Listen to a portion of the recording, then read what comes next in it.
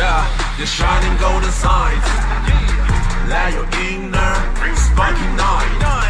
Fat treasure, growing bright. All right. Okay, cool. So I made a short about this video. I made a short about this theory that I have right now for number one Sentai Gozyuger. I made a short about it, and it's like 3 minutes. So go check that out. You know, like, share, subscribe, and all that good stuff. But I feel like I can get more of my more cohesive thoughts out in an actual video, right? And what I thought about in the video was that now that the remnants of the calamity are starting to show back up again, and Tega actually having one of the remnants of the calamity serve her, which would be Mr. Shining Knife.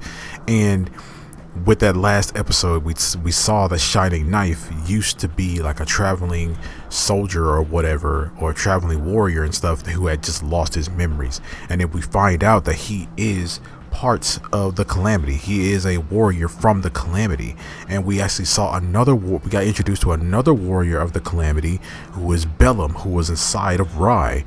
And when Bellum emerged, he was able to call other calamity warriors. We only saw one, which was Shining Knife, but most likely there are other calamity soldiers like out there. And the calamity is what all the mechs and everybody was fighting in episode 0. So man, I'm just sitting here thinking, Tega, because we're talking about Tega and a few other things, but Tega, her whole thing is to reset the universe or reset the world in a way to where everybody can be happy. That's technically like her thing, right? Like, she wants to reset everything, because with Fire Candle and the Cake couple and Bouquet, they believe in the Queen, and they think that if the Queen resets the world, then she'll basically create a world where everybody can be happy in, right? They firmly believe that. And since they firmly believe that, they would most likely never betray her, but at the same time they hate humans and things like that. And when it comes down to June, I think Tega created the No.1 world. I think she created the No.1 world, and all the No.1 monsters are basically her version of her, basically her army, her army to fight the calamity with. Because even though she is an AI copy of Tegasword, she should know everything that he knows, right? Everything that Tegasword has been through, like all the rings and everything, like, she should know every little bit of everything that Tegasword knows. So with that being said, I feel like she created that world, and she created the No.1 monsters to possibly be a backup army to fight the calamity if the calamity ever returned. Because the calamity obviously still exists. The head boss of the calamity is stated to be still alive, and this is, the calamity is what pushed Tegasword to the brink.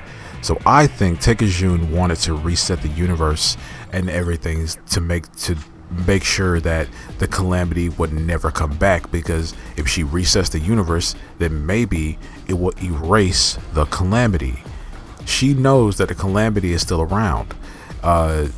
She knows that calamity may still exist, and we know that the remnants of the calamity still exist because of Bellum inside of Rai. So by her forcibly marrying, Tegasword, and also creating Goodburn, could make her more powerful, just in case the calamity were ever to come back. And we saw in episode 15 that the reset didn't work, or it didn't work completely, because we saw with Kuan basically took Horu's ring. And when he took Horu's ring, it basically let Horu still have his memories and everything. And Horu could see Tegasword, but the others could not see Tegasword. And I feel like that was Tega basically trying to erase Tega Sword from history, so that if he is erased from history, that means that the original Ring War did not happen, and the calamity most probably would not exist either, because Tega Sword wouldn't exist.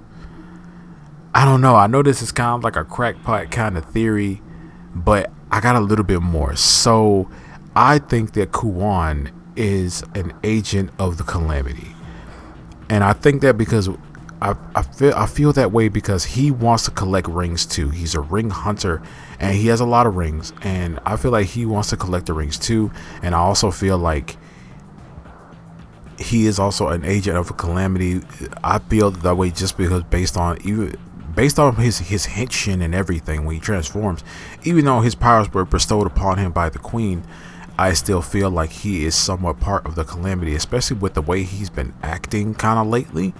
And it always seems like he has his own things, his own like little agenda. Plus, with the giant X he has on his back, maybe that was, you know, given to him by the calamity in a way to control him.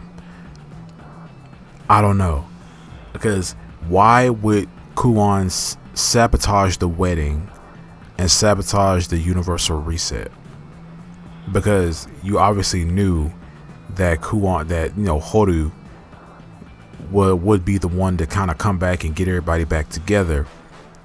But why did you reset it? And also, when that small reset happened, our anomaly comes in. And I feel like the anomaly would be Mashido, Goju Polar. I feel like he would be the anomaly here because when the reset happened, he broke out of his stone prison. He was encased in stone. He broke out of his own stone prison, and he had the Goju Polar powers, which we know that Mashido was originally Goju Wolf. So how did he get Goju Polar? And he already had the Good Burn, gauntlet. And he had the Good Burn gauntlet even before he met Good Burn.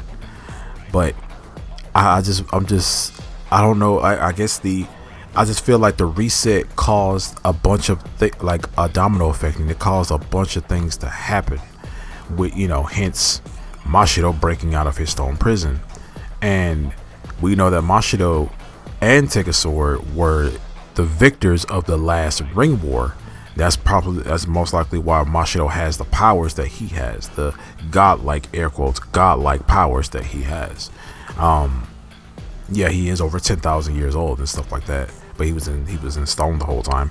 But I feel like Tegajun basically wanted to find a way to erase the calamity, because she knew that the calamity still technically existed, because she reveals that Shining Knife is a remnant of the calamity, and there are probably a bunch of calamity warriors who basically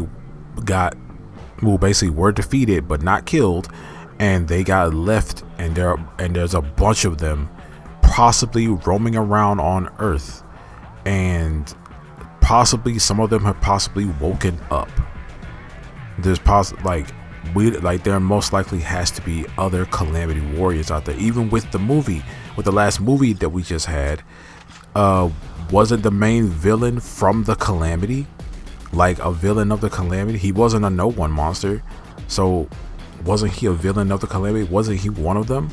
So these guys still exist, and Tegajun was trying to find a way to erase them from history, and also erase Tega Sword from history, because he was the one, him and Mashido initially were the ones that defeated the calamity and also won the Ring War.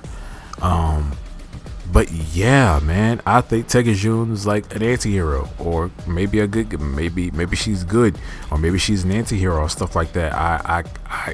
I think that because now that the calamity and like their warriors and stuff have started have one of them has come out, we see how absurdly powerful he is, how absurdly powerful Bellum was. And Mashido even made a comment saying that it's weird to see that I can't believe guys like him are still around. So Mashido most likely has fought these calamity warriors before, but yeah, man, I think that's my thing. That's my theory. I think Tega Jun is just trying to reset the universe, so the calamity doesn't exist or never existed, by also erasing Tega Sword. But yeah, man, I don't know. You guys let me know. I just kind of thought of this on the fly because I think that now that these guys are showing up, it's going to cause Tega Sword and Tega Jun to eventually team up with each other. Because I don't think we're going to take out or kill Tega Jun. I think there's going to be a thing where Baridon and the Gozyuger most likely have to team up with each other to defeat whatever is left of the calamity. And yeah, but I know it's weird. I know I ramble. I know I was kind of all over the place, but I had to get this video out because I had it on my mind. But yeah, man, like, what do you guys think? What do you guys think about everything that I talked about? Like, what do you guys think about it? Because I'm ready for these comments. But other than that, you guys let me know down in the comment section below what you guys think about this video. What you guys think? What are your theories on what Tega Jun really is trying to do down in the comment section below? And I'm gonna see you guys next time. Make sure to like, share, subscribe, hit that notification bell. Remember, as I always say, stay hitchened.